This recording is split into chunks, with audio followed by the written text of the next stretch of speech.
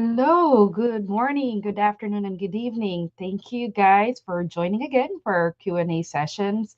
My name is Kay. I'm your LEFORA admin. That is volunteer for Q&A sessions. I have received a lot of questions in my mailbox, so we're gonna get to that shortly. So let me fix some technical problems here. All right, there you go. I think I'm hearing some sound now. Thanks again, guys, for joining me for this Q&A session. I'm here to help you out navigate the complex journey to the United States as a USRN. So I'm here to help you in my experience as a registered nurse who migrated to United States, as well as my experience in helping a lot of other people read their contracts or job offers, review or analyze. So my experience in the United States has been very tremendous and extravagant, I would say, because I've been a direct hire nurse. In 2005, I signed my first contract, and it was just a very quick process for me to get to the United States. So now I'm teaching you on what I did as a proactive nurse applicant to the United States and how was I able to navigate the rest of my contract as a traveling nurse for 17 years. Again, this is Kay. I am your LEFORA admin, and here is my free service Q&A. So thanks everyone for joining. Whoever is watching me right now, feel free to write in the comment box where you are watching from, and I'd be happy to give a shout out for the people who wants to join as well. Okay, and all right, just waiting for others to join. Just a disclaimer, as always, I am not a lawyer. I am not your legal financial advisor. I mean, your legal and or financial advisor. I'm a nurse like you. Okay, I am a registered nurse like you who graduated and got her degree from Philippines, a bachelor's degree, and then later on, coming to the United States, I started pursuing for my master's in education. Unfortunately, I am not practicing that and did not pursue that route due to financial costs and, of course, the financial responsibility. Okay. Cherry Ann, hello. Shout out to you, Cherry Ann. How are you doing? I hope everybody's fine. Um, Looking forward to see you here in the United States soon. Okay, so we're going to start with some questions. Again, disclaimer, this is not your professional legal advice. This is your experienced nurse advice, and I can only give you advice within the jurisdiction of my knowledge and my, of course, legality and scope. Okay, so I am very happy to answer that. If I don't know the answer or if I am not legal to give that advice, I'm not a professional, licensed professional, I will definitely tell you that I am not. Okay, so just greeting Ariane Rose. Good morning to you. I hope everybody's fine. We'll catch up one day. All right. Thanks for joining me and post Memorial Day today. All right. First question is a question regarding religion marriage related. The question is, magkakaproblema ba sa US immigration kung mag-convert kami ng religion ng partner ko from Catholic to Islam? Thank you very much, whoever sent me this. Just an FYI, a lot of people send me anonymous message directly to my messaging because they don't want to share their process or they're scared of retaliation. So I accommodate some questions in my inbox direct message if I know that the answer might be very sensitive or that the person needs a confidentiality. Okay, so for this question, I think the question is mostly related to religion and marriage. If you're gonna have a problem, if you're gonna convert for U.S. immigration, the answer is no. The good thing about United States is we don't discriminate religious. Or, this is the most diverse religion, I would say, country in the whole world because there's so many religions in the United States. I personally I have a lot of friends who migrated here who are Islam, Catholic, Christians, Buddhists, so everywhere. Um, So that straight answer for that is you will not have a problem if you will convert your religion. So that is totally fine. United States acknowledge difference of religion. So okay, no problem with that. However, there's another follow-up question here. Kasi po gusto ko po siya isama as dependent kasi siyang anak, ang ina ng anak ko kaso kasal po siya sa iba. Foreigner at hindi naman po talaga sila nagsasama sa sobrang matagal na walang paramdam sa kanya. Okay, so this is a little bit personal question now because now you're talking about the marriage situation or status of your partner that you want to bring here to the United States. Okay, I am assuming that you are single and possibly in a relationship with someone who is not legally separated or annulled, but and have kids and you want to bring them over. Okay, so this is now comes to a question of legalities. All right, so technically you cannot bring someone that is not your legal dependents, okay, unless there are information that's saying that you are the sole custody guardianship. There's a lot of documents that you will have to go through. Certainly you cannot just bring someone that is your partner and you have no documentation of again being legally tied or married to that person. So this is a very good question that you want to reach out with a US immigration lawyer. They will give you an advice on what are the necessary steps that you will have to do, because you cannot just bring someone that you have no legal ties with. Okay, so there should be something legal and legal documentation that you will need to show as a proof of evidence to the United States of USCIS. Okay, so again, this question, um, this is a second question about the legality of bringing in non-legal dependents. So this is an immigration lawyer question. Okay, so I recommend you go through that. There's a follow-up message here. I'm single, so plan po namin magpakasal as Muslim. So if you do have plans to get married, that is great. You still need to talk to an immigration lawyer, okay? Because if there will be consequences of your action, bringing them here that you have no legal ties, is most likely they might not be approved because you will need to show legal documents, okay? Ang follow-up question niya yun, kung hindi po pwede tanong, sana may ma-refer kayong makakatulong sa amin sa situation kasi po hindi po namin kaya mag-file ng annulment para sa kanya. So now the third question there is you're talking about financial resources to file an annulment. Okay, annulment in the Philippines, as far as I know, is a bit costly, no? So that's something that you want to consider and talk with the immigration lawyer. And also, you might want to talk to a Filipino annulment lawyer.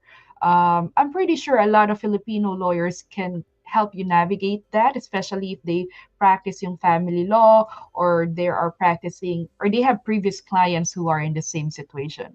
So again, you have three different questions in this set. Number one, if you're changing religion, will it affect your application to the United States? The answer is no. America accepts everyone regardless of your belief or faith or religion. Okay. Number two question mo is, there are not your legal dependents. Can you bring this over? So that is a question for a U.S. immigration lawyer. A lot of agencies and employers will have their own immigration lawyers that you can consult and talk to it. Okay, and your number three question is annulment. So this is a Philippine. If the woman was married in the Philippines or somewhere, or she is bound or he is bound by marriage laws of that country, then you will need to seek the help of the lawyer from that country where the marriage had happened. So that is something that I will ask you to do, is consult both immigration lawyer in the US for immigration questions, and number two is an annulment lawyer or a family practice lawyer to inquire about the annulment process. Okay, so that is for that one person with three jam-packed questions. Next question. Hello po, good day. I am a LEFORA member and I have one question regarding the contract job offer given to me. All right. So, all right. Just give me a second. I just realized I am not streaming, I think, in LEFORA. So let me fix that. It's not streaming in LEFORA anyway, for some reason. But anyway, let's go back. LEFORA member question regarding contract job offer to me. The employer has offered complete reimbursement of from the NCLEX fees, English exam, visa screen fees, and CES fees. So, however, implies a contract that reimbursement shall happen after 2 years. That is a long time. Reimbursement. I think it's mostly now like a end of contract, end of contract bonus, no? Um, More on like that because reimbursements usually given, after you arrived here. Okay. So is this really the norm? Usually after the contract pa ang reimbursement. Thank you. Okay. So again, reimbursement is usually given after you successfully arrive in the United States. Okay.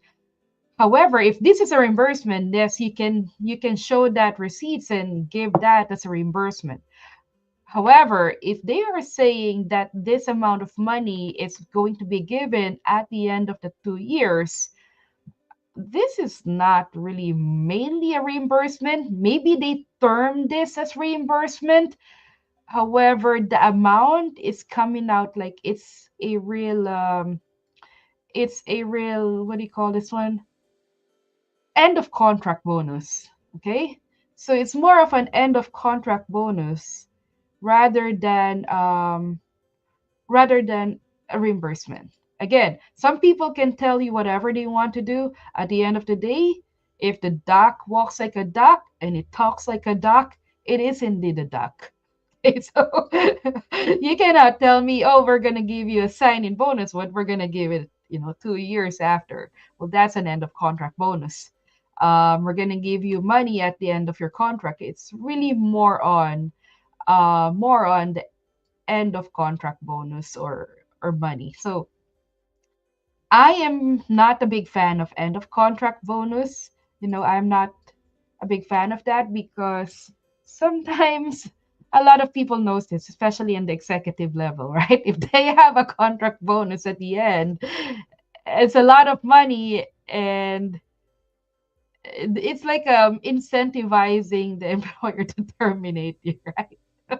So, you know, I'm not gonna make it loud, but you saw it in the life of Luka Doncic of the Dallas Mavericks. Luka, if you don't know the story of this, Luka, Luka Doncic from Dallas Mavericks is an NBA player who actually had a massive amount of bonus at the end of that contract that he has.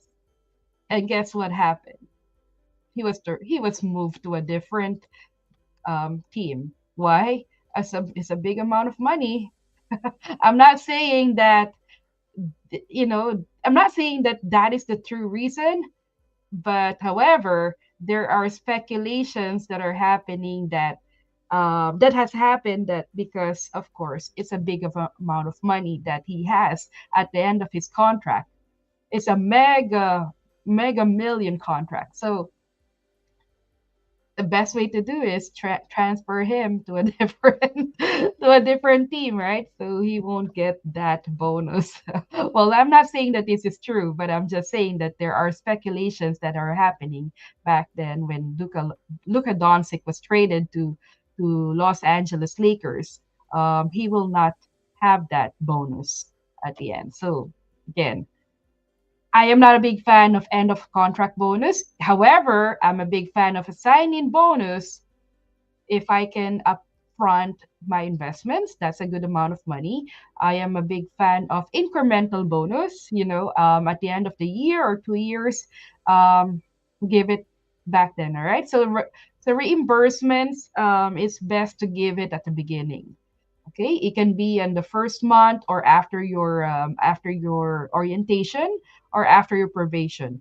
But certainly, having a reimbursement after 2 years is not common. Okay, not common. So most likely, antayin nila yan na makalimutan mo na. May pera ka na, hindi mo na sila kukulitin.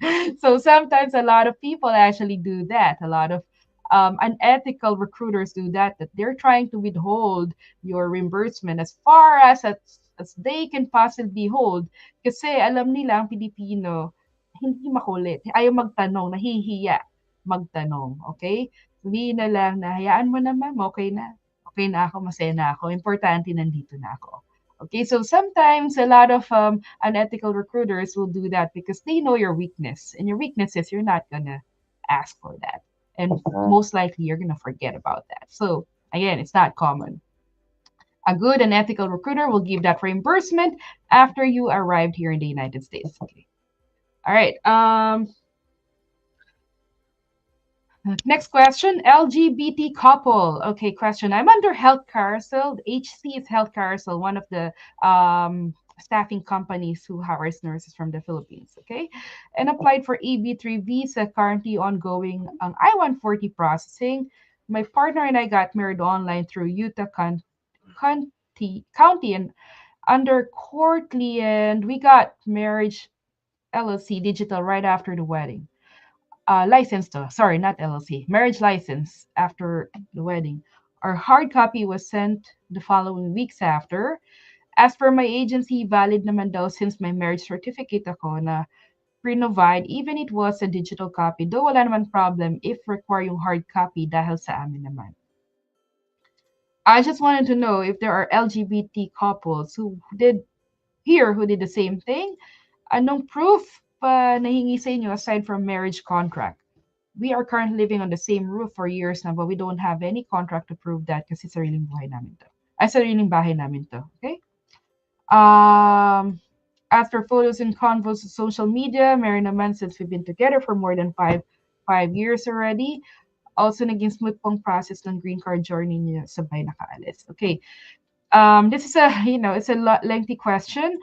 But going back here, the question really roots from if there are issues that you have encountered if you were an LGBT couple that got married in, let's say, a U.S. territory called in a U.S. state called Utah, right? So I am not very well versed when it comes to LGBT couple or same-sex marriage couple having problem when it comes to U.S. processing. Okay, I have not come across a lot of questions for that. However, I am 100% sure that the USCIS, the federal government, recognizes same-sex marriage, LGBT couple. So it's a federal level. USCIS is a federal level. Utah is a state level, okay? So technically, USCIS will acknowledge your marriage in the, what do you call this one, in Utah. And I did a little bit digging onto this. There was actually this thing called Respect for Marriage Act signed into law in 2022, which codifies the federal government's recognition of marriage between same-sex couples, but it doesn't force states to conduct same-sex marriage ceremony, which means, kunwari, if you're having the marriage in Utah and another state does not recognize that, the federal government is just saying that we cannot force other states to recognize same-sex marriage now. I'm not a lawyer, so I don't know the different laws when it comes to same-sex marriage in the different states. But best dito is to, if you're going to a specific state that does not acknowledge same-sex marriage, what I would recommend is you reach out to an actual US-based lawyer in that state, all right, family lawyer, tawag dyan. And then ask them and inquire to them what are the things that you need to prepare before moving to that state, because there are also like a lot of information that you will need to show evidence that you are married, right? And not all states recognize same-sex marriage as far as I know. Okay, let me review that real quick. Okay, because I said I don't recall every state actually acknowledging it. Okay, not acknowledging same-sex marriage. Okay, so quick Google search is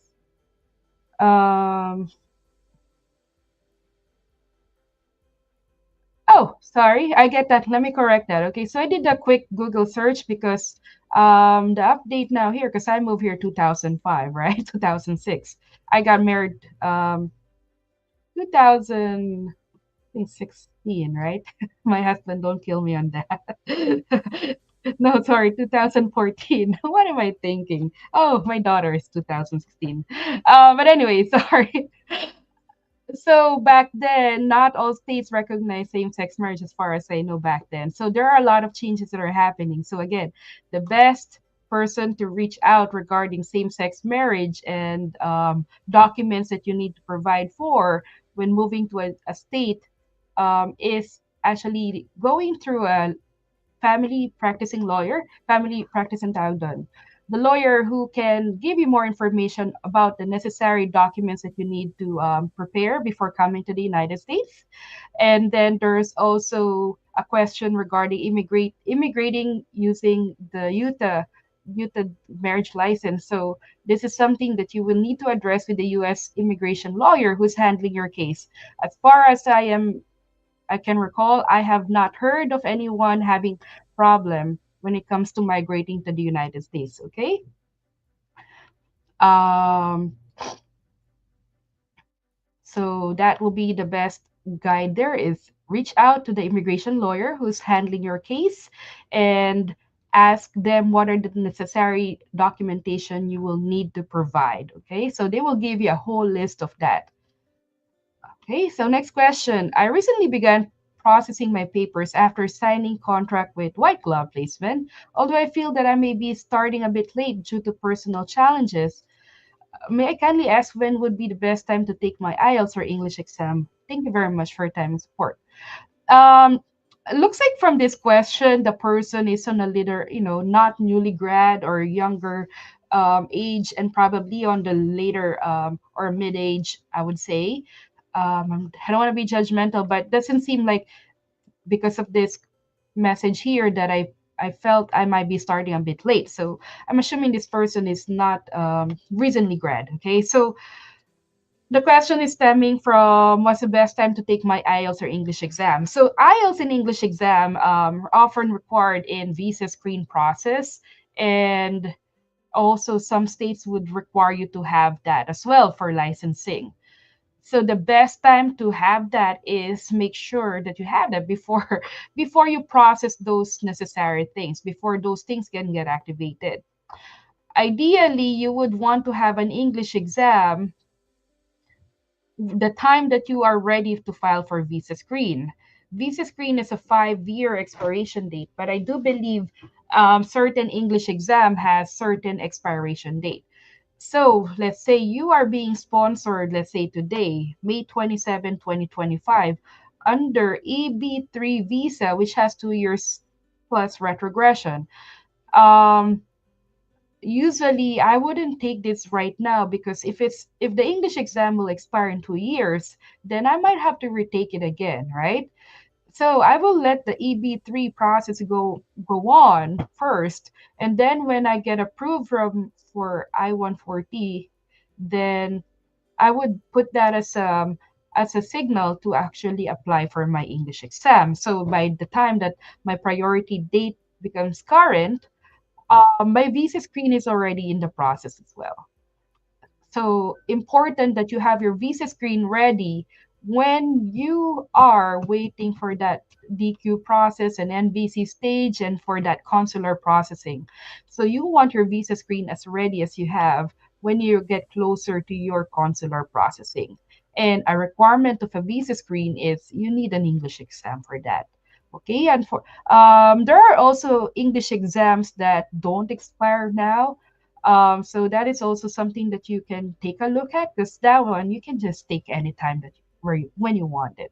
Okay, and not worrying about expiration date.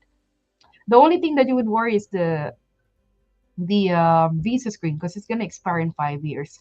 However, if you're applying for H-1B visa, that is a faster route. So you might want to take it right now. Okay. Sometimes the employers will not even take you without the English exam because H-1B visa is faster. Okay. So and sometimes it can be here in 3 to 6 months. So you need to take that as ASAP. so your license can get activated as well as your visa screen can be processed already. Okay. Hope that will answer your question.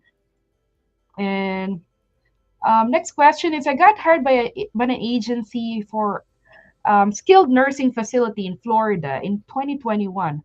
Priority date is May 2022. Okay, I had no bedside experience yet at that time.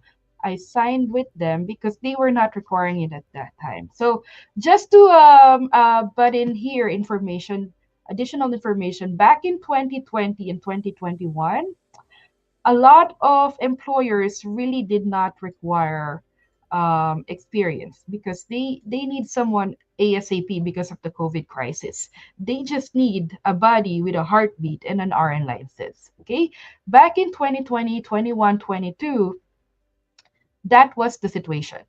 Okay, however, now that's not the situation, and I can tell you how many employers have changed their requirements that they need a bedside experience. Okay, so I can see this being changed later on. Okay, the delays in getting deployed were really from my end. Okay, my mom suffered from stroke. I'm so sorry. Um, which affected both sides of her body, and hospitalization really depleted my savings. I'm sorry that you're going through that difficulty. All right, I am the breadwinner of the family, and both of my parents are seniors already, and there's no one else to take care of my mom but me. I was not able to process my application right away, but I am thankful that my employer has not abandoned me. However, I am now having second thoughts about pursuing my application with this employer. Number one, they are requiring bedside hours now, when initially they said it was not required. Okay. Number two, the salary assigned with them was based on 2022 prevailing wage, which is $24 per hour in Florida. Maybe there can be better offer from other employers. Okay. All right. So that was a question.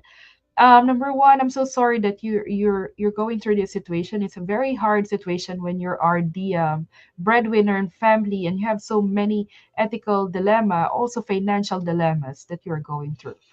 Um, but going back to your question, looks like your agency or your employer has changed the requirement from bedside. Um, na walang bedside before, now they require it. Okay. Again, this is not uncommon right now. A lot of employers have hired in 2020, even wala ngang lisensya eh. In 2020, they were actually getting nurse students back then. They need, we were in crisis, we're in COVID crisis, so they need somebody to be there for the patients ASAP. All right.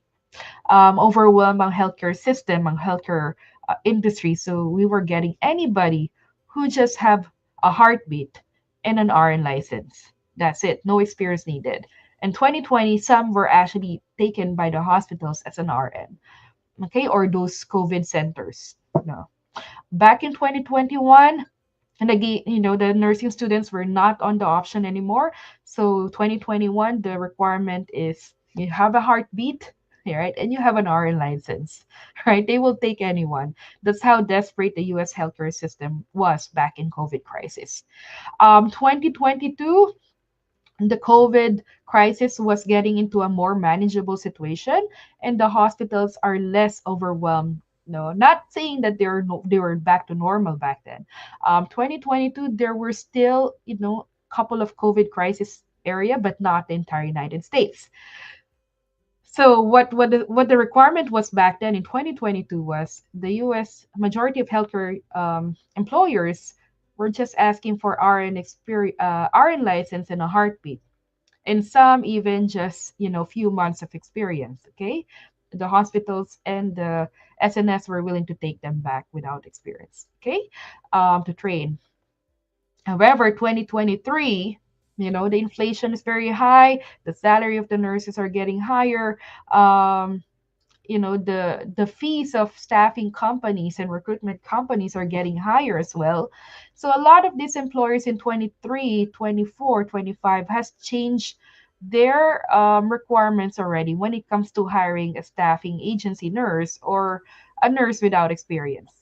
Kasi kung ako yung employer, I'm paying a premium price for a staffing company or recruitment company. I want to make sure that I am paying reasonable amount that is not way more than my local staff in the United States. Which means kung ang cost of hiring a nurse from an agency is about $70 an hour, I still have to train them. Might as well just hire a local nurse here. No, ito-train ko sila and I'm paying them cheaper. No, so as an employer, my best pick would be the one that has experience already because I don't have money to train anymore. Okay, and also the demand of the nurses coming to the United States is increased. I mean, has decreased, but the supply is still high. Okay, so again, if they're requiring you no bedside before and now they change it to bedside and you cannot do that, now this is something that you will have to think, okay, and prioritize. Which one is more important for you? No, the bedside that you but you will have to sacrifice your salary for a short amount of period of time because looks like your priority date is current already. If you have a priority date that is current and you can apply for embassy interview and you can fly here, I think you can fly here. Yung mga nag-apply before na current priority date, it took them only 8 months to be here. So now my question is, if you are going to bedside for 8 months, or a year, are you okay to sacrifice that in exchange for a higher salary to the United States? Okay. So I don't know how much your salary right now is na out of bedside, but I would tell you, dito sa sentence mo, as a question mo number two, 24 per hour in Florida is very low. If you have a salary that is better than this in the Philippines, then why would I come to the Florida, right? So it's just because of the being in the United States, that's it. But if your priority right now is financial stability and financial resources for your family, then I would weigh in. Do I want to come to Florida or not? Because if my salary is not going to be enough to support my family back home, then what is the point of going to United States, right? So if I was in your position, your question there can, maybe there can be better offer from other employers. I'm going to tell you, there will always be a better salary from other employers. Even if you're not going to Florida or go somewhere else, I'm going to tell you, there will always be better salary out there. But the question is that salary enough for you? Are you going to be happy with that salary? Because if you're going to compare yourself with everybody else all the time, I'm going to tell you, there will be always someone better than that salary. Even if you come here, let's say, oh, Miss Kay, I saw some better salary in, let's say, California. But then you went to South California, right? Is there anybody better salary than that employer? My answer is yes. Yeah, there's always better salary in North California, right? NorCal. Now the question is, now I'm in NorCal. Is there any better salary than these nurses in NorCal? The answer is yes, and it's called travel nurses, right? So, oh, is there anybody better salary than a travel nurse? Absolutely. Those are called advanced nurse practitioners, right? Especially CRNAs, right? Is there any better salary than CRNA? There is. It's called locum CRNA, right? So there will be always be better, but you have to assess before you take a contract. Don't think is there a better salary than this, okay? Because the answer is there will always be better salary than that. Okay? The question is, are you going to go to that? Okay, since your contract seems like they're changed their hiring requirements or their bedside requirement, there might be a situation called misrepresentation of the job, also possibility of the employer breach of contract because whatever they presented to you is not anymore applicable today. And if you took them for that reason, na yan yung main reason mo, um, yeah, and you took that job for the main reason that wala silang hinihingi, then maybe there is a leverage there that you can get out of this offer if you don't like it. Okay. So, but your case needs to be reviewed by a lawyer to see if there is a breach of contract of your employer. If the answer is yes, there is a breach of contract by employer, then you might not need to take that, na bumalik sa bedside. However, this is the thing there. Will there be better employers who will hire you without experience? The answer is you are very slim.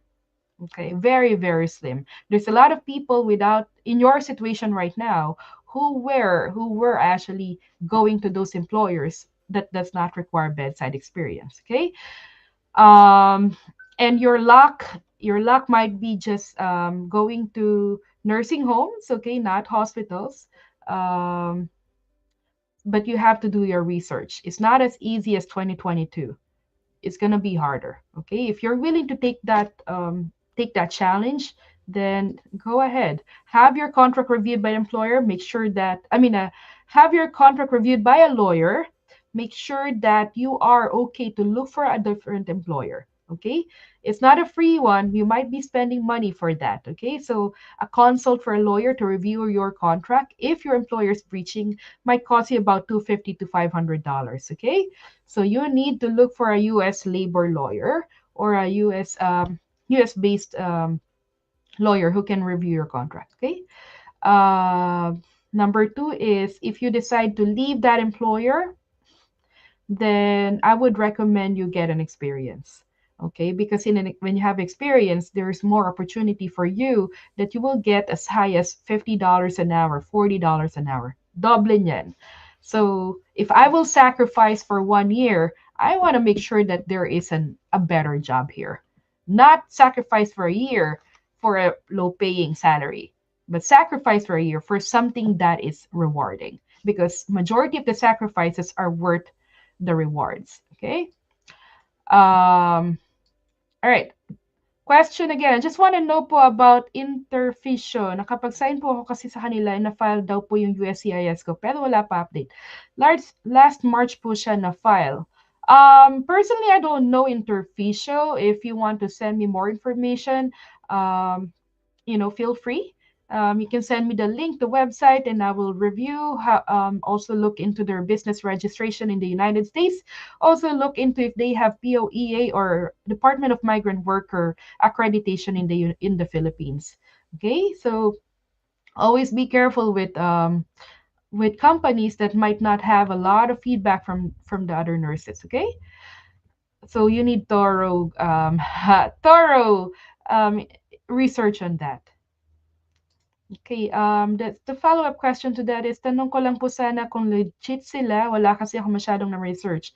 May mga natanungan ako, mga 3 in LEFORA na galing dun sabi ni legit naman, if I'm not mistaken, based sila sa New York. Okay? Um, if I'm gonna give you an example, how to research your employer. So if you can see my window here, then the first thing I will do is Interfisio. I would that like this. Okay, Interfisio. Are they hiring nurses? Looks like it's coming out in here. Physical therapist. Okay. So first business registration nila, no? New York, New York. So you can go there and you can see that they have one Google review, 1-star Google review.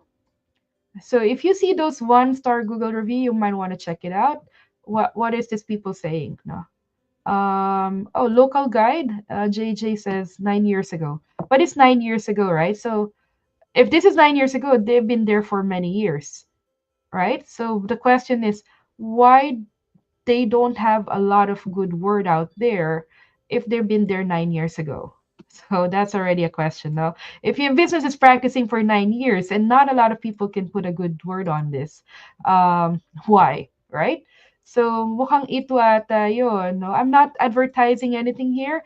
This is just how to research your company, okay? And healthcare staffing in New York, I don't know them. I'm from New York City. I have not heard of them. Premier Professional Healthcare Staffing, I have not heard of them. So I'm from New York City. I know a lot of agency from New York City, but this is not one, not something that I am very familiar with.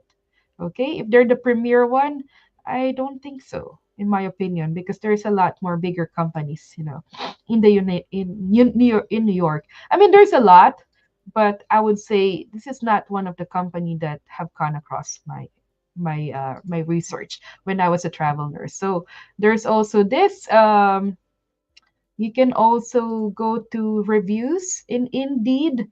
There are a lot of feedback. Okay. Oh, unpaid and inconsistent workload from a PT in New York. So it looks like a lot of their employees are PT.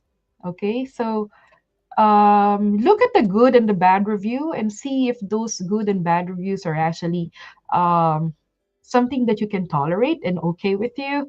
If the bad reviews is something that, hey, you know what, I know what to do to fix that, so it will be preventable.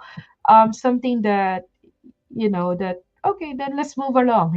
As long as you know what you're doing and you know how to troubleshoot those problems. So looks like this is their business listing. It looks like they're from 1345 Avenue of New York. Um, yeah, so looks like they're a registered business, right? So Cree Principal, Janasadi, I don't know him, obviously. So there are a lot of websites where you can check the validity or business registration of these companies in America. Okay, Glassdoor is also one of the place where I'd like to check for employee reviews. Okay, so again, these are the websites where I'd like to look at: Google reviews, Glassdoor, um, Indeed. No, so these are like unbiased sites for me, because if you're gonna go look at the reviews of the companies in, let's say, social media in their page, of course there will always be people who will be saying a lot of good things about them kasi page nila yan eh. So may home court advantage, right? So that's just that. You can also look at for lawsuit, interfacial lawsuit. So it looks like make sure that this company has lawsuit or not. So this is an example on how to look for companies if they have lawsuit or not. So go to Google, type the company, type the state, and then type lawsuit. And you will see some of those information. Those are public records. So this is not something that you're violating. Um, but something that you want to review. Again, this is not just for companies, but anything that you're putting your money and investing your time and effort, you always have to make sure that you review them. Even your financial companies, financial advisors, your CPAs, make sure that you review them. I'm not singling out companies or agencies, but this is something that wherever you put your money, best or wherever you put your money or your time, you always have to make sure that you do your due diligence, okay? Especially when it comes to big amount of money and big amount of time commitment. Okay, so I am going to some of the, let me see, let me go over the comments. I have not, it's 11:44, right? Fahad Sanisin, how is the new immigration policy ng new admin? Apektado ba mga nurses sa EB3 holder kasi strict na daw talaga ang new admin? Fahad, when you're talking about strict between admins, I think a lot of people forgot that we got loose because of COVID crisis back in 2020. Okay, 2020, 2021, the government allowed to prioritize the healthcare workers visa. Okay, there's no such thing as healthcare worker visa, but I'm saying is the healthcare workers who were sponsored by employers in the United States. So there is a factor of COVID. That's why the processing to the United States got loosened. Okay, and number two, because the government prioritized those healthcare workers to come here first. Okay, so a lot of these healthcare workers were approved. A lot of them, they didn't even have like job offer when they went to embassy, and they were given visa, right? They were just, I mean, didn't have the notarized document, but they had a previous offer that they showed. Of course, that was a job offer previously, and they were still approved. So it doesn't matter who the administration back then was. Maybe it can be, when, by the way, when the COVID-19 happened in 2022, no, nagsimula ang COVID in New York. The US president back then was Trump. Okay. Len, let me clarify that with you guys. So if you're thinking that the previous administration, Biden's administration, was not strict, the answer to that is Trump was the sitting president when COVID-19 was hit by, um, when the US was hit by COVID-19.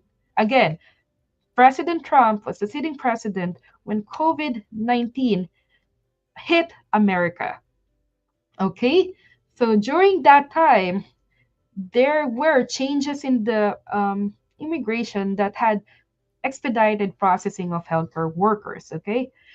Um, but then the Biden administration stepped in, right? So Biden administration stepped in, and there was still under COVID crisis. Okay, so I would say regardless of who the administration back in 2020, maybe Republican or Democrat, I don't want to make it too politics and political, but whoever was sitting president, even if Kennedy was alive back then, if Kennedy was the sitting president, I would say they would have the same process, that they would have prioritized healthcare workers to come to the United States. Okay, even if Abraham Lincoln was alive, I think Abraham with Lincoln will do the same thing because that's the most common sense to do.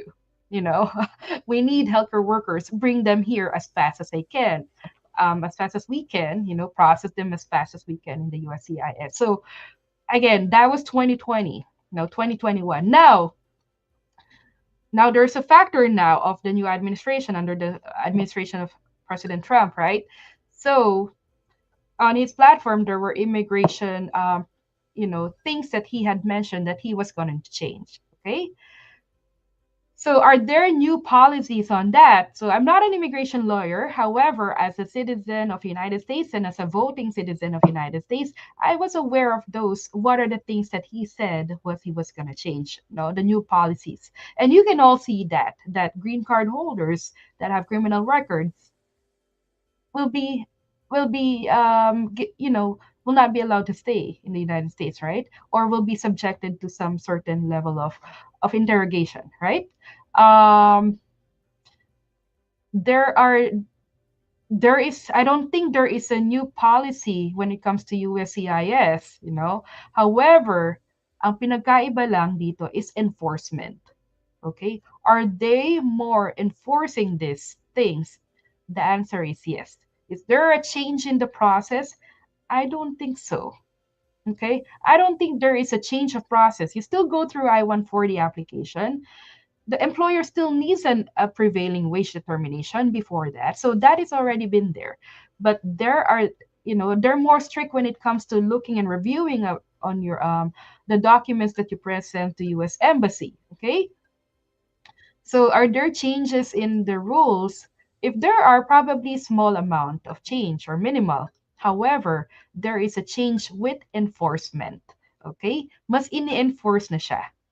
All right? So parang sa atin sa Pilipinas, no? Color coding. Nakakalusot ka. May law, may batas, but it's not enforced a lot, right? May mga iba nakakalusot. Pero pag sinabing, okay, we're gonna put more enforcement to that, then the law did not change. It's just more people are imposing and implementing the law, and enforcing it. So again, right now and pre-COVID, I think the processing is still the same, but it's just more enforced. Yeah, they're more strict. Yes, okay. Paul, hello. How are you, Paul? Good morning, Dr. Paul. Hope everything's good with you there in Texas. Um, Question by LL.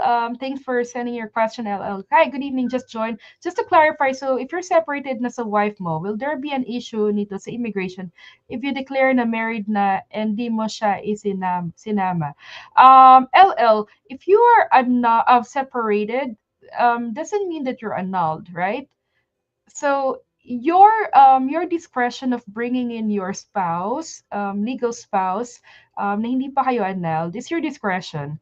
If you don't want to bring in petition your spouse na separated kayo but you guys are not na hindi kayo annulled, you can come here by yourself, there's no I don't see any issue if you're married and not bringing in your wife and you are not and you declared it that you're married. No, so a lot of people come here, they're married, and because the wife or the partner has a lot of things or local ties in the Philippines or their home countries, hindi nila muna sinasama yung mga spouse. So that is totally fine.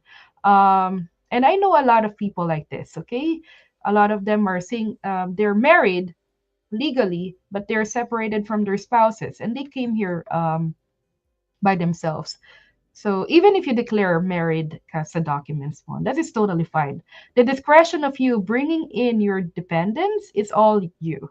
Okay. However, the discretion of you bringing coming here as an employee sponsored um, nurse. So you have to comply with that. You have to come here. Okay. But yung mga dependents mo, you don't have to. Okay. So I saw a bike enthusiast. I like your name. Hello, hello. Okay, I see a lot of my boxes in the back, so I'm packing up. Jonis Leonard. I hope I pronounced your name right. You're an inspiration. Keep doing this. Thank you very much, Jonis. Should I cry? All right.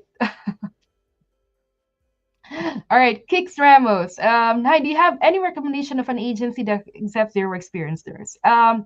Kix, I really personally don't recommend coming in without experience.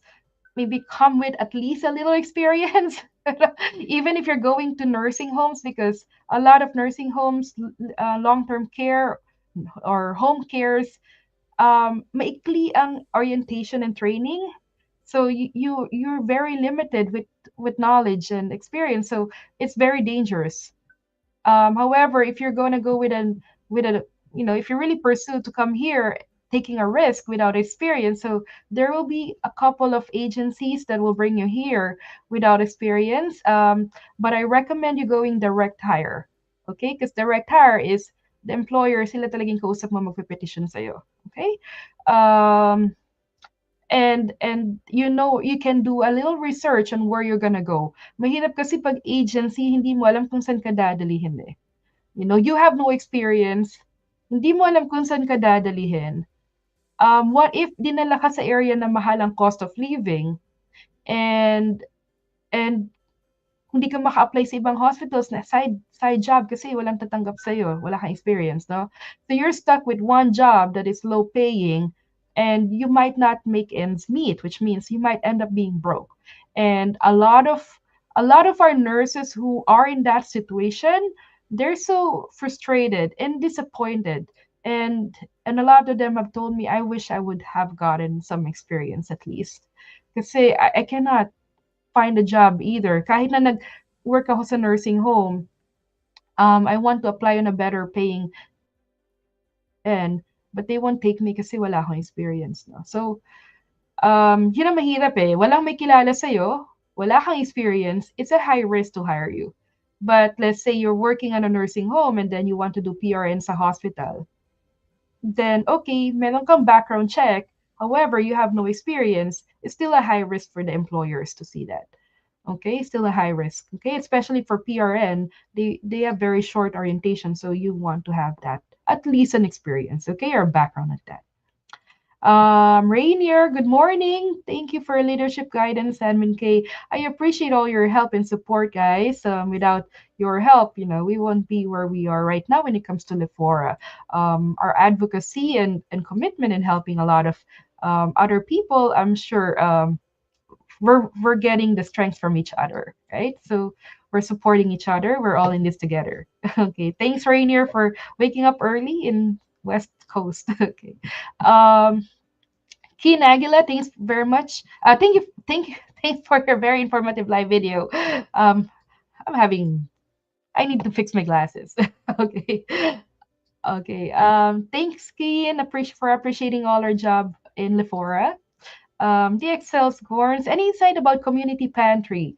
Yes, they are available there for the needy people. It's always open, and a lot of volunteers are needed.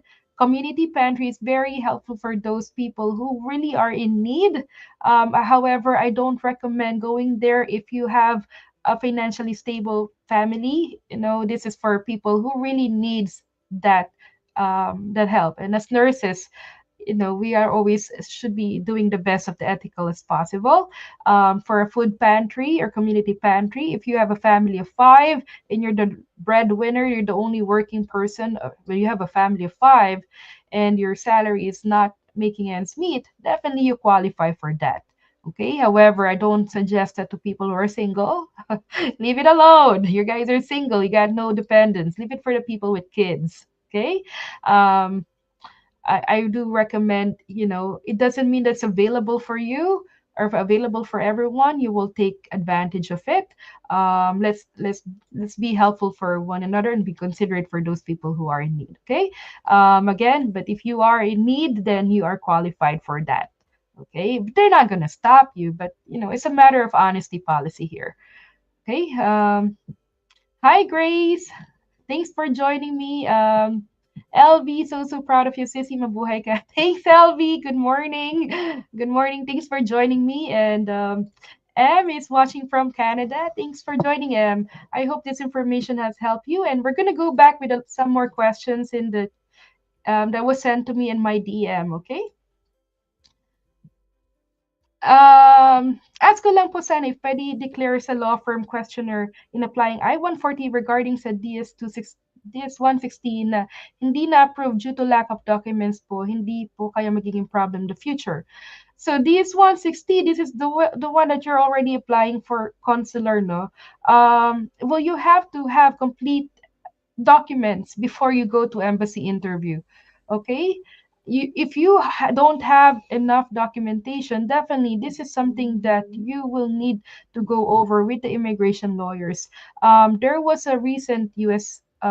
embassy in the Philippines memorandum that they said that don't come to us if your documentation is missing. Okay, so don't go schedule your U.S. embassy interview if your I-140 is missing or some have you or you're missing documentation. Okay, we have a lot of nurses that were sent home and not given visa or RFEs because they did not have the enough documentation. No, it's a waste of time going there, falling in line, wasting your time and wala, 'di ba? Madidismaya ka lang. Okay, so you always have to communicate with the immigration lawyers who is processing your documents if you have some questions regarding documentations to be presented to the embassy.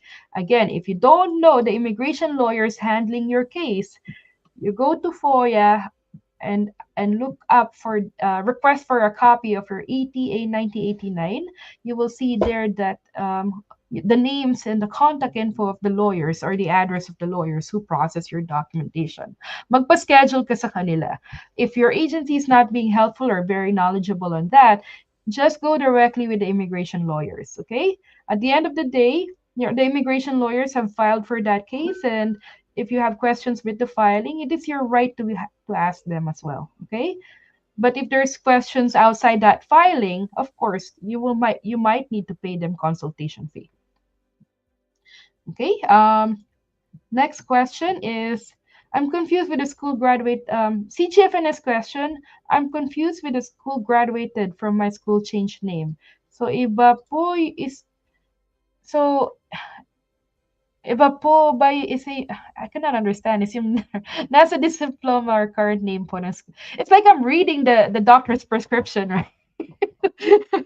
It's like I'm reading, the old time doctor's prescription in the Philippines. Like you cannot see the hand, you cannot understand the handwriting. But this one is actually letters, but I cannot understand much. However, it looks like you have a question regarding there is a difference between the name of your school currently and the name of the old school. Okay, and it looks like you might be in the CGFNS website. You're looking for that school na nag-iba na ng pangalan. Okay, so if I were in your position and picking that school and my old school's name is there, I'll pick my old school's name. Kung yun yung nakalagay sa aking mga diploma or yun yung nakalagay sa transcripts ko.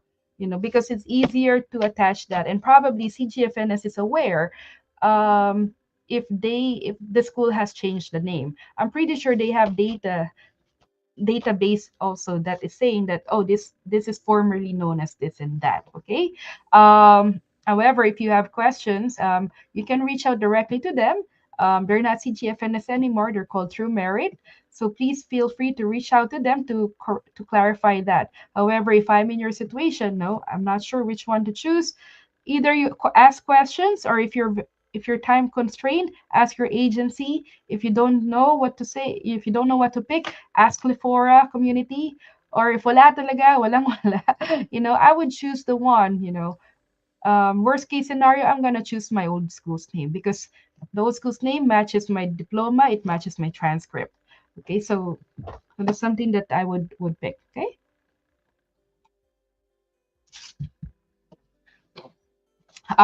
Next question. Tax question. My wife just started her work as a nurse po. Na-stress siya sa mga tax. Parang ang laki na binabayaran niya. Hindi parang totoo yan. Malaki binabayaran siya. Okay. Um, Huwag mong pakiramdaman na mahal, na malaki. Totoo yan. Malaki ang federal tax, and then you also have your Social Security, your Medicare, and also you have your state tax or city tax if it's applicable to you. Okay? Now the question, I'm a nurse as well po, pero not yet working. May anak kami na isa, we are both dependents ni Mrs. Okay? Ano po ba ang best po na diskarte namin pagdating po sa ganyan or sa budgeting? Nabasa ko rin po yung Roth IRA at 401k. Anong mas maganda po dyan? Okay. Thanks for sharing your question because a lot of people are in your situation right now that they have dependents and the only provider is the person who was sponsored, the spouse that was sponsored. So one thing to remember that there is a thing called spousal IRA. Okay, spousal IRA is for those spouses who are not working. They can contribute it. They can contribute to spousal IRA. All right, so that's something that you want to look at. Okay, again, it's called spousal IRA. Now, when it comes to when you say what do you call this one? When it comes to budgeting, this is something that I have done many times on my video. Um, the thing is, you understand what are the things that you are spending for. I highly recommend where you start when you do budgeting is mag-start ka listing all the expenses that you are spending for, and you have to be honest with yourself. Don't hide it, okay? Like, oh, I want to hide my subscription, no? I want to hide my OnlyFans subscription for my spouse. I'm like, don't hide it, because don't hide it. Just don't do it. Okay, period. Um, because when you're doing budgeting and you're cheating on yourself, the only one you're cheating is your budget. You're gonna be broke because you're gonna be getting the wrong answer when it comes to your final expense. Okay, so again, when it comes to budgeting, be all honest to yourself. Even if the expense is $1, $2, $3, but then you're spending for it every month, just write it there. Wala namang masama eh. And then later on you will see, oh, okay, I can accommodate, or I can afford this subscriptions. That's totally fine, but not including it is going to be a disaster, because now there is a hole in your ship.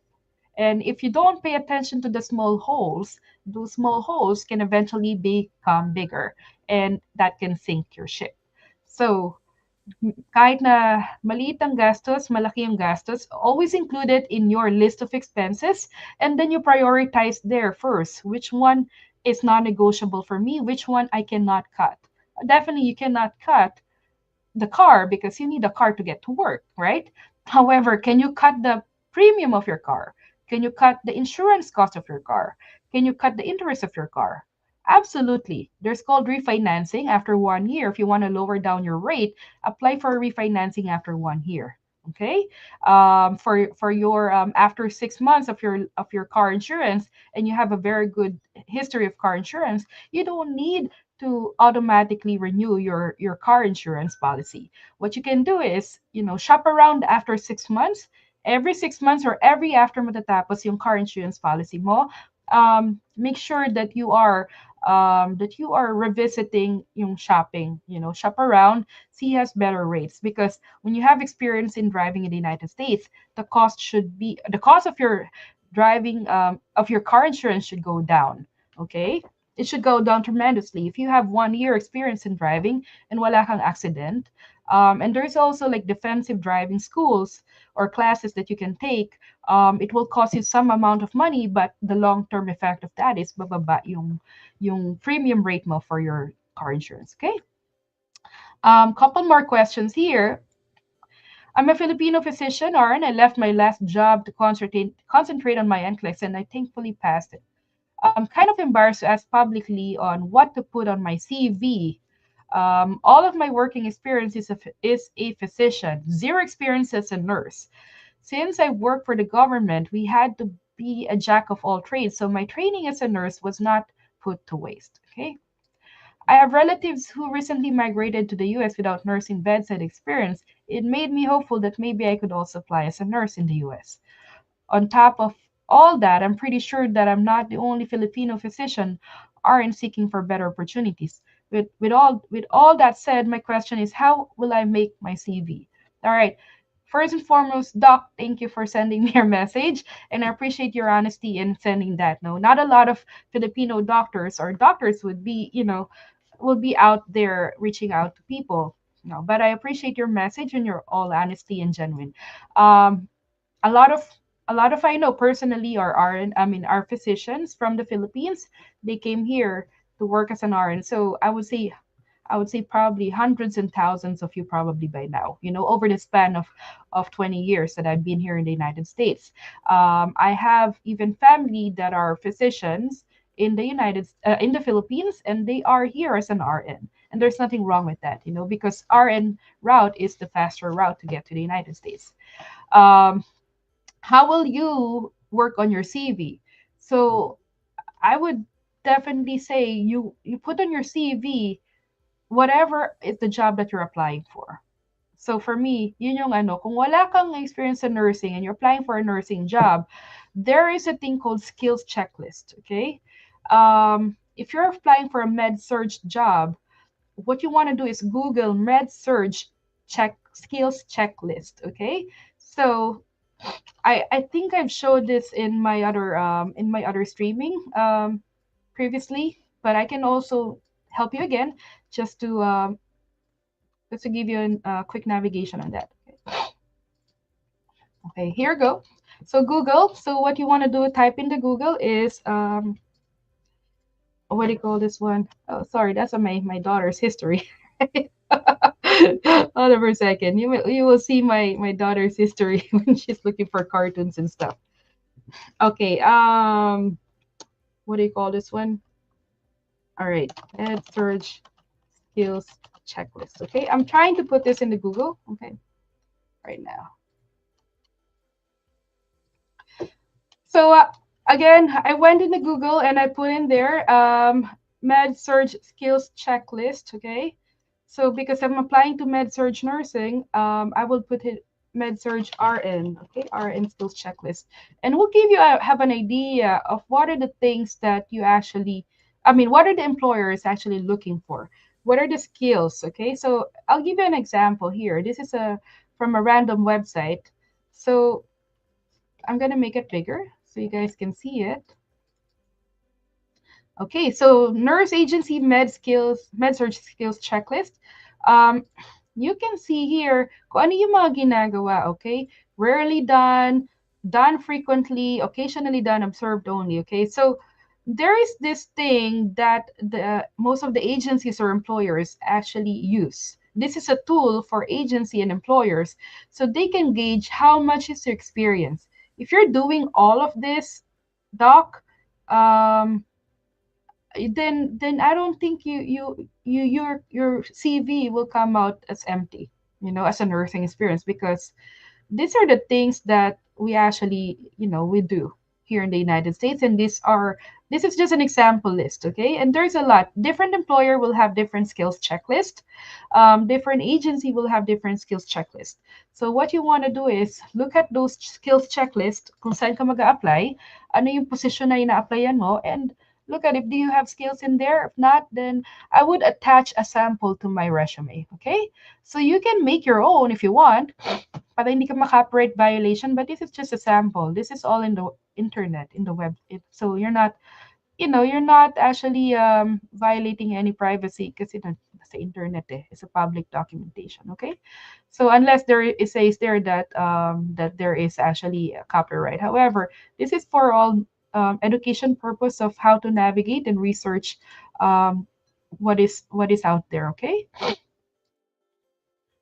so but you have to make your own because there might have like copyright things, so just use that as a research tool, and then create it. So again, you can include what hospitals you work at, and if they see that you don't have nursing background, we'll attach a skills checklist. Attaching it can be very helpful so they can see what you actually are doing hands on. um, and if you have references or reference, then that is also can help back up your resume. Okay. Personal references are very important. If you have family and friends who are personal references here in the United States, that can help you also add that in your CVs or resume.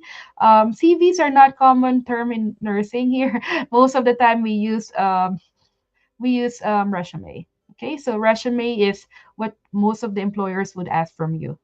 CV is mostly from leadership. Yeah. Okay. I think I got how many more? Two more questions on my box, or three more questions. Okay. Wonder if you have any suggestion regarding my current situation. I just feel so much pressure where I am right now, where everyone left the facility due to our current director of nursing. There were only two left standing RNs, which is me and my other coworkers also leaving in July. I feel threatened that I will be the only one left because I have no choice, as I have no other option than leave and start over again. Um, I'm a Canadian RN using TNV's sponsored and approved priority date June 2020, but still. Oh, sorry. So this is a different question. Sorry. Okay. Now going back, I'm pretty sure there's a lot of people who are going through the same situation like you, that especially on those horrible places that they want to leave and everybody's leaving. Um, but I don't know what kind of pressure you are, talking about is. Are you being pressured that you are going to be understaffed? Are you having pressure that mag-iinitan ka, or there's going to be some, tension between you and director of nursing? So, to be honest, I don't know what kind of pressure you're feeling. Is it work related? Is it personal related, emotionally related, or financial pressure? What's going on there? So, however, I do acknowledge that high turnover hospitals or facilities will always have a problem with the DON. Okay, that's why people are leaving, because majority of the people leave not because of the salary. Majority of the people leave because of the management. Okay, so people leaving because of the management is not uncommon. And that's why probably they are hiring international nurses, because they could not hold down their local nurses. And if you have a facility like that, unfortunately, that is one reason why international nurses has a job, unfortunately, right? Because if there is a facility that is having a hard time retaining employees, then the next option is to hire international nurses. There's no sugarcoating on that. Everybody knows that the one of the reason why international nurses have a job is because there's no American nurse who would fill that spot. Okay, so that is not a hidden thing. It's a known fact. Okay, that's why they were allowed to hire international nurses, because again, they could not retain American local staff, or they could not hire local American staff. Okay, so what I would recommend you to do is, at this time, if you don't feel comfortable working in a place where there are unsafe situation, then it's something that you need to start documenting why it's unsafe. If you're relating to pressure of workload, so write down and address your concerns to your DON every time there will be an unsafe situation. And if it is a repetitive unsafe staffing that's being given to you, unsafe situation, this is something that you need to reach out now to labor employer. See your situation. Is your employer violating any laws? Because one of the requirement to keep you as an employee is to give you safe working environment. If the working environment is unsafe and the management is not addressing it, there might be certain grounds there for you to leave in a legal way. But again, if there's no documentation of this, then there's nothing you can do. Um, they will file a breach of contract for you if you leave that job. However, if there are a lot of evidences showing that the work situation or working condition is not safe to practice and will put your license and the patient's lives at risk, then there might be grounds for you to leave and discontinue your job in a legal way that you might not have implications of damages. So this is something that you will need to discuss with a labor lawyer if there are unsafe working conditions that is happening in your facility. Okay? I know a lot of people who left and they have enough documentation that they've been raising concerns with the management, and the management is consistently and repetitively not doing anything on their concerns and just being dismissed. A lot of these nurses eventually reach out to lawyers, and the lawyers found out that that they are putting your license to risk. So this is something that a lawyer will need to review. You need a labor lawyer who also practice in what do you call this one, nursing, sorry, labor lawyer who also practice the human rights and see if there are violations of the employers. Okay, so the because your last message here says you have no choice. Okay, and your other option is to leave and start all over again. So again, you have a choice. Okay, you have a choice. It's just a matter of you choosing the easy route or the route that you might need to do some extra work short time for a long term reward. Okay, so you have a choice. Okay, will you choose a no hassle but it's a long term disaster or a long term sacrifice, or you would choose a short term sacrifice for a longer term reward? So again, anybody watching this, my always answer is you always have a choice. Okay, so don't be feeling like you don't have a choice. As long as you have EB3 visa, you have a choice. You can stay here. If you have H1B visa and you left your employer, you have a choice. Reach out to immigration lawyer. There are temporary visa that you can have um, in between jobs while you're looking for a new employer. So again, you have a choice. Okay, so if you're H1B visa and there are illegal things that's happening with your employer, reach out to a labor lawyer and see what's the situation. And if the labor lawyer says that you are okay to leave this and find a new employer, the H1B visa is still, active, it's not expired. So there is a thing called the temporary visa that they're going to give you the grace period while looking for a new job, okay? Or looking for a new petitioner. Next question, I just wanted to ask in behalf of my partner kasi po both kami plan to start our US journey. Andun po siya ngayon, ma'am, sa Philippines and is working as a full-time nurse. Both of us nakapasa ng NCLEX and nag-sign na din kami ng contract for an employer. Bound for Ohio last February 2027. 2025. Where did I see 2027? Right? 2025, okay? Since hindi malaki yung sahod ng partner ko sa Pinas, nag-isip na mag-UAE na lang muna to save for the processing expenses po since wala naman po PD or anything sinabi ang consultant agent. Ma'am, pwede po ba siya mag-apply sa UAE while pina-process yung papers po? Kasi need po mag-save for visa screen, di ba? Do you think pwede po mag-UAE siya? Okay, so the question here is, nag-sign na kayo ng contract. What does the contract say, right? Does a contract allow you to look for employer somewhere else or not? Okay, if this is an H1B visa, most likely not, but let's say H1B visa to, then I don't recommend you going somewhere else because H1B visa is faster processing. However, if this is an EB3 visa and it has a retrogression of 2.5 years or more later on, or there is at least 2 years retrogression right now, as long as your employer is okay with that, and pag time mo na pumunta sa embassy, pupunta ka, if your time to go to medical exam is makakapunta ka at hindi mo sila bibigyan ng rason na, ma'am, di po pwede pumunta sa medical or hindi pa po ako ready sa embassy interview kasi nag-work pa ako sa iba, then that's a problem. But if you can guarantee and promise your employer that you will attend to those important milestones, that you have to attend to the visa or medical, you have to go to the embassy, and you're not going to give them any reason na hindi mo maitutuloy muna or i-delay mo yung processing nila. I don't see any problem. I know a lot of people who went through this and they were allowed to go to UAE as long as they will attend to those important events that hindi nila i-delay yung processing when they become current or when the time for them to come is. Okay? So again, I don't see a problem as an employer.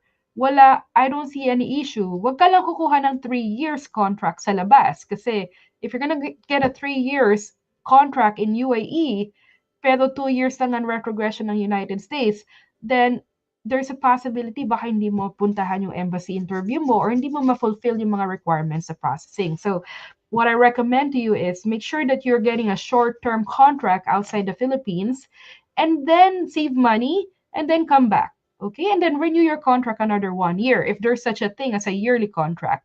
Okay, but taking like three years contract, 5 years contract, I don't think that should be allowed.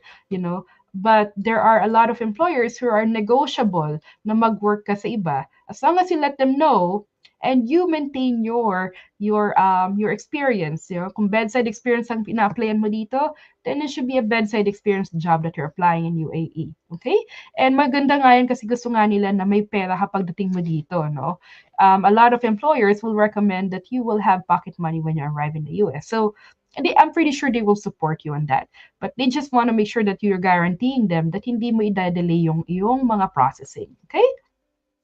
Kasi pag dinelay mo, then possible breach of contract ka na. Alright?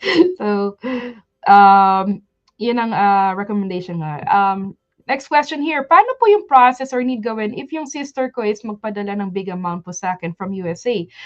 If these are the money, I think this is going to be for yung mga panggastos, no? So if you have a big amount of money that you're going to be sending, you can do a bank-to-bank transfer. Your sister has a US bank, and then they can do money transfer, wire transfer. No? So, however, you have to look at the fees of that because sometimes the bank transaction fees might be more expensive than the other money transfer companies. Okay, there's a lot of money transfer companies there. What you need to pay attention is number one, magkano ang exchange rate. Okay, so that's a number one. Number two, magkano ang processing fee nila. Okay, so that's a number two.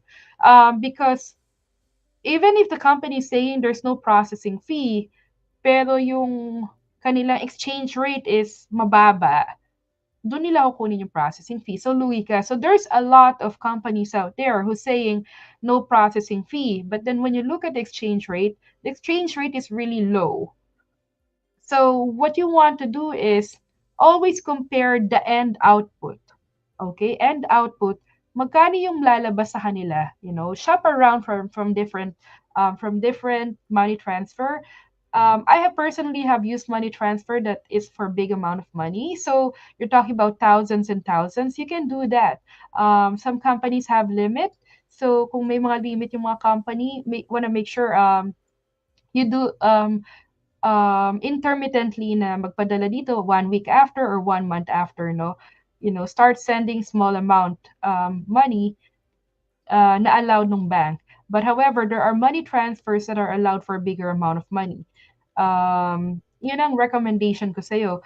Or yung mga ticket na ganyan, yung mga airline ticket, hindi na niyan kailangan padala kasi if your sister can book that ticket for you, do it, right?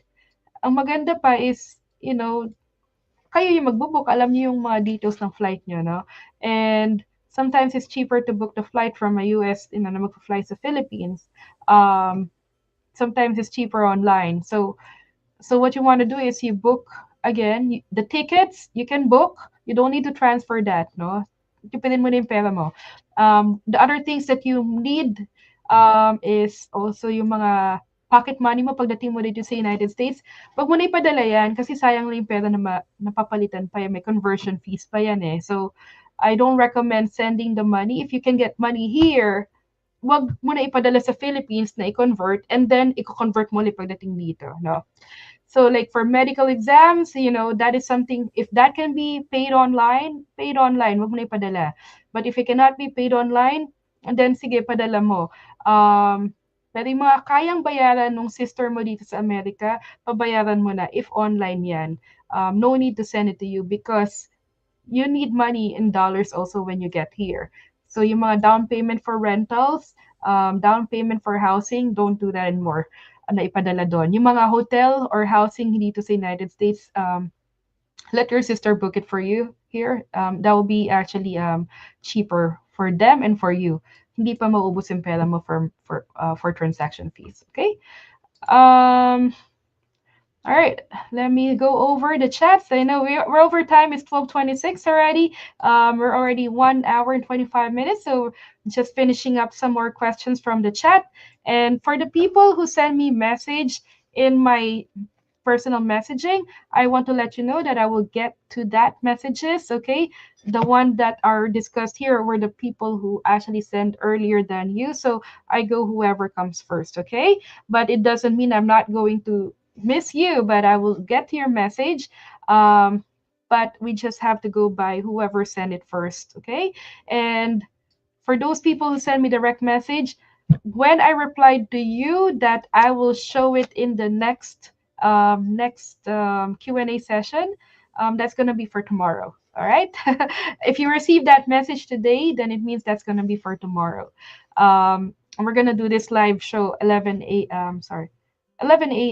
Eastern time. Okay. A lot of Filipinos are sleeping right now. Right. So just a few more questions. DXL's Gorns, thanks for your message. How to avail Medicaid?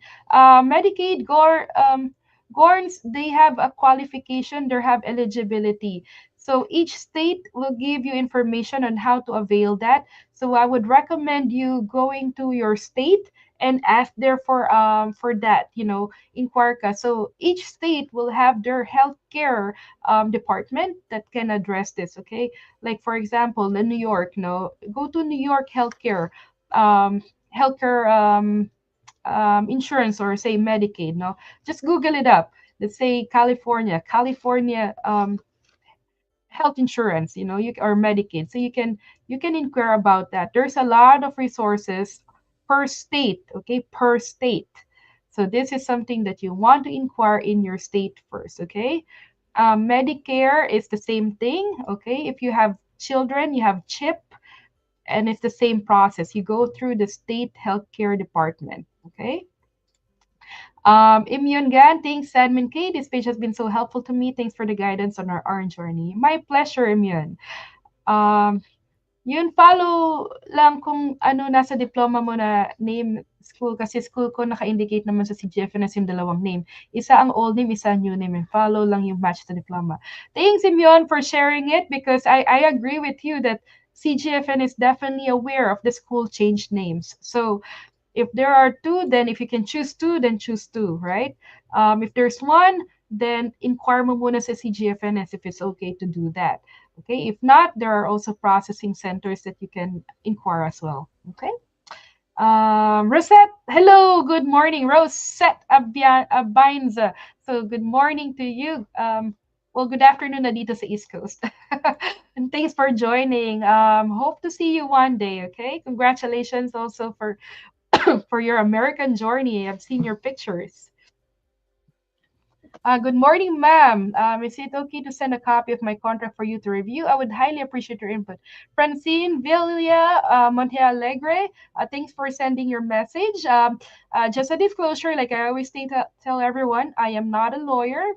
I cannot review legal documents that have deep legal jargons. However, if this is a job offer, as a nursing job offer, can I review it? I can review it at the best extent of my experience as an RN who reviews contracts. I get contracts every 3 months. Okay, so if I can review it with you, absolutely, I can review it for you as long as there's no signed confidentiality. If you have already signed confidentiality, then there is a limitation on who can review your contract. Okay. So, however, if it's not signed yet and you are thinking on what to do best, based from the information given to you, I can help you eyeball it because I've also had background in negotiating, and I'm also a contract nurse for technically for 20 years.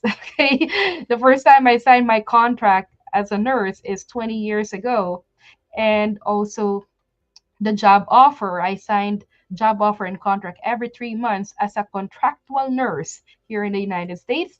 I also have my own business. So I've personally, go through contracts every single time with my clients. Okay. So it's not something it's not familiar with me. And a lot of nurses' job offer are very basic. Okay, oftentimes you don't need a lawyer if it's a job offer, um, to review it. But if there are a lot of legal jargons included in your job contract that I would say I cannot explain that for you. This is something that a state, a labor lawyer in your state will help you because there are a lot of different laws when it comes to labor laws, and it varies in state. Okay. So Francine William, good morning, Mom K. Is it okay? Send a copy. So it's the same. Yes, I've answered. Okay, I think it's just a double message. Okay, yes, Mom's a job offer center. So yes, you feel free to share to me your job offer if you need help in deciding if it's best for you or if you think that this is something that you is enough for your family. I can discuss that with you and help you chunk it down. All right. All right. So, well, I think I got all the message and comments in my in this bank. It's 12:30 right now. Time check. Thank you everyone for joining me and for all those who stuck along for a long time. Thank you. So hopefully this information help you guys in deciding what's best for you in coming to the United States. If you do have questions and you want confidentiality or it's a very sensitive topic to discuss that you don't want to, other people to know, feel free to DM me and I will get back to your message on our next Q&A session. All right. Again, disclaimer, this is not your professional legal advice nor your professional financial advice.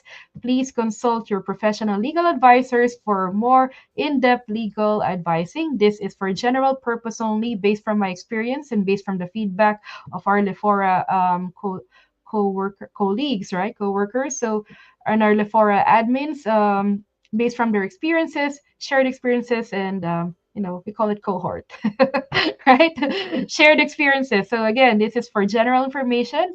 I hope you will address the necessary legal questions to your professional legal advisors. Okay. So again, um, I am a nurse like you, registered nurse. However, I do have experience in contract nursing for the past 20 years, so I can help the best I can on the jurisdiction that I can. Okay. But if it's not within my jurisdiction or my knowledge or wisdom or expertise, I will definitely refer you to other people. Okay. Thank you very much for joining and have a good day, everyone. Bye bye.